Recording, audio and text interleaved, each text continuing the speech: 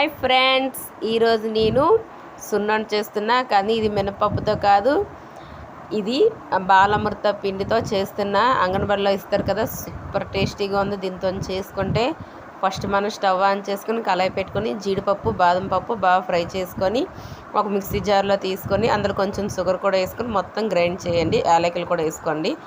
మళ్ళీ ఇంకో కళాయి పెట్టుకొని నెయ్యి వేసుకొని ఈ బాలామృత పిండి అనేది బాగా ఫ్రై చేసుకోవాలి. కొంచెం కలర్ మారిన వరకు బాగా ఫ్రై చేయండి. చూడండి, ఇప్పుడు కొంచెం మారింది కదా కలరు.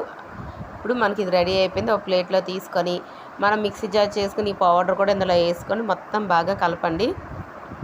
ఇప్పుడు ఇందులో కొంచెం కొంచెంగా పాలు వేసుకుంటూ కలపండి. ఒకేసారి పాలు పోయొద్దు. కొంచెం కొంచెం వేసుకొని లడ్డూలా చుట్టుకోండి. చూడండి, నేను ఎలా చుట్టుకున్నా అలా చుట్టుకోండి. చాలా బాగా వస్తాయి. చూసారా, నీట్గా వస్తున్నాయి. ఇప్పుడు ఇవి చుట్టుకొనివన్నీ ఒక ప్లేట్లో పెట్టేసుకుంటున్నాము. ఇప్పుడు మన సున్నుండ అయితే రెడీ అయిపోయింది. బాలామృత పిండితో సున్నుండ అయితే రెడీ అయిపోయింది. మీరు కూడా టేస్ట్ చేయండి ఫ్రెండ్స్, సూపర్ టేస్టీగా ఉన్నాయి. చాలా బాగున్నాయి. ట్రై చేయండి, టేస్ట్ చేయండి. బాయ్. చరణ్, సున్నుండ టేస్ట్ ఎలా ఉంది చెప్పు.